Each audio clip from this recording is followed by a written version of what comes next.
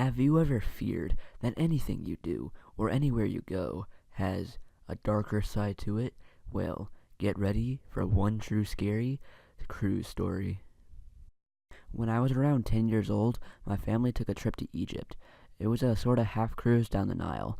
We would often stay in various spots to check out things, and I don't think we honestly actually traveled on the boat very far. It's where our rooms were, though. My memory is a bit shaky on the finer points, as it was almost 20 years ago, but I do remember lots of the cool things we went to do and see. The Great Pyramids, riding a camel, museums, mummies, etc. But I also remember a lot of the not so fun things. Like the tour guide telling my family that my mother and I could never be by ourselves without either our male family members or others from the tour group.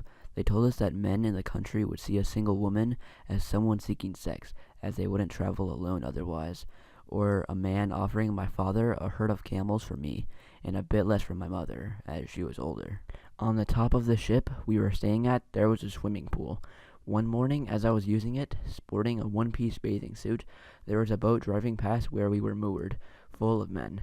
They were hooting and hollering, applauding and making a general ruckus as they could see me, and I put on theatrics because of it, diving into the pool, strutting around, loving the attention.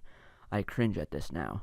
Years later, my mother told me how in a store selling souvenirs on shore, she was groped by the seller. He was placing a necklace on her and gave one of her breasts a really invasive feel. She told my father and he shrugged it off at the time, and she was still mad at him over it. I understand. I would too. Good job, Dad. Not. And to this day, I remember the one morning my parents went to go watch the sunrise over the desert. It required a very early wake-up, and my brother and I declined to go. So while my parents were out in the desert looking at the sun, my brother still sleeping, I decided to go to the pool. This may have been the same day that I was catcalled, since I was at the pool area by myself, but I'm not 100% sure. I do remember that on the top of the ship, there was a hatch going down one level near the pool.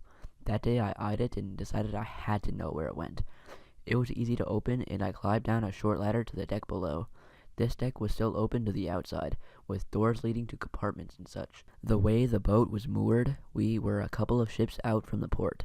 To get off the boat, you had to traverse the other ships in between, but I think this was a normal thing. They were all lined up together, and the travelers would simply disembark by going through the various ships until reaching shore. I went right when I reached the ladder bottom, noticing the major differences from the other areas of the boat I had been on. This area was dirtier, and there were ropes and other junk lying around. I found the kitchen, and I stood a while looking through the window. I remember it seemingly rather gross looking in there, which redoubled my desire to never eat there. My family had already decided not to eat on the boat when a waiter visibly sweated into the soups he served us. I went back towards where the ladder was, then continued a bit to the left. From this vantage I could see all the ships between ours and the shore. I think there was around 3 to 4 total. I noticed on the far ship that a man was hopping over the railings and coming towards me, one boat at a time. This is versus coming through the main area, which had been set up for the tourists to easily get through all the ships to get to shore. I backed up a bit, back towards the ladder, and as I realized, he was making a beeline towards me. He came over the railing, and I don't remember what exactly he said to me, but it was an introduction in heavily accented English. He asked me if I wanted to party. I was a little confused. In my head, party is when my parents had friends over and lots of music and dancing. I liked parties. Sometimes I got to stay up late and dance too. I don't remember exactly how he convinced me, but I remember standing in the doorway to the cabin, where he was inviting me in. It smelled like smoke, and there was a haze all throughout the room. 3 men in the traditional garb, I don't know what it's called, the long flowing dress like shirts they wear, with the headgear as well, sitting and smiling at me, waving their hands at me. A hookah nearby them, bottles everywhere. Outside the room the sun was shining and everything was bright and lit up. And there was an underlying smell I couldn't place, smoke drifting, and the blinds were all shut, giving the room a reddish tinge.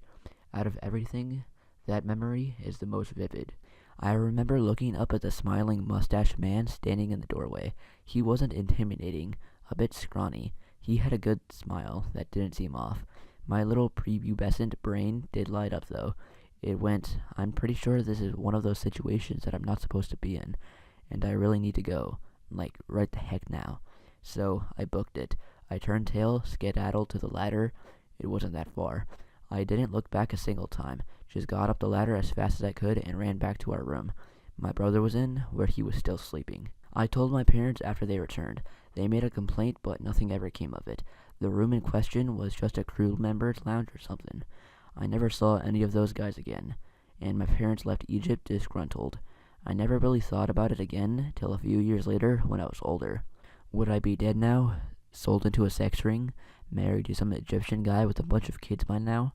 It makes me shudder to even think about it. And I'm very grateful that my school did cover it a little. Not enough, though, about stranger danger.